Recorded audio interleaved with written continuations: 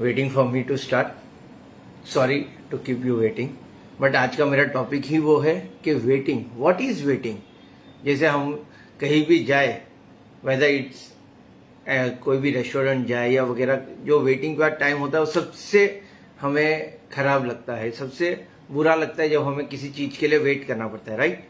But अभी just like हमने बहुत सुना है कि हेल्थ इंश्योरेंस में वेटिंग होता है 30 डेज, 1 ईयर, 2 ईयर, 3 ईयर। अब ये क्या होता है और क्यों होता है वो भी समझना जरूरी है। अब होता क्या है, जस्ट लाइक किसी बीमारी के लिए 30 दिन के बाद कवर है, किसी के लिए 1 साल, किसी के लिए 2 साल, किसी के लिए 3 साल।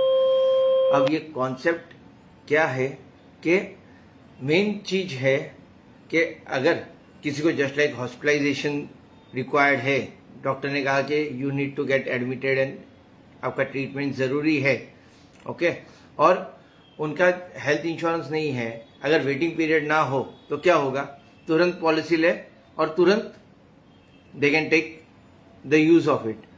जस्ट लाइक 5,000, 10,000, 15,000, 25,000 भरो एंड आप 5 lakh, 10 lakh, whatever the amount is, you can claim it. उसका इमीडिएट इफेक्ट क्या होगा, जो दूसरे पॉलिसी होल्डर से जो इतने सालों से प्रीमियम पे कर रहे हैं उन पे इफेक्ट आएगा। क्यों? क्योंकि क्लेम रेशियो बढ़ेगा। थर्ड इफेक्ट क्या होगा, अब ये क्लेम रेशियो बढ़ेगा एंड इनवर्स इफेक्ट जब आएगा तो कंपनी क्या स्टेबिलिटी नहीं अफेक्ट होगा, ओके, कंपनी की स्टेबिलिटी भी अफेक्ट होगी ना। कंपनी की स्टेबिलिटी दो, जो हम रेगुलर प्रीमियम पे कर रहे हैं जो पर्सन्स, उनको प्रीमियम पे करना इंक्रीज हो जाएगा। क्यों?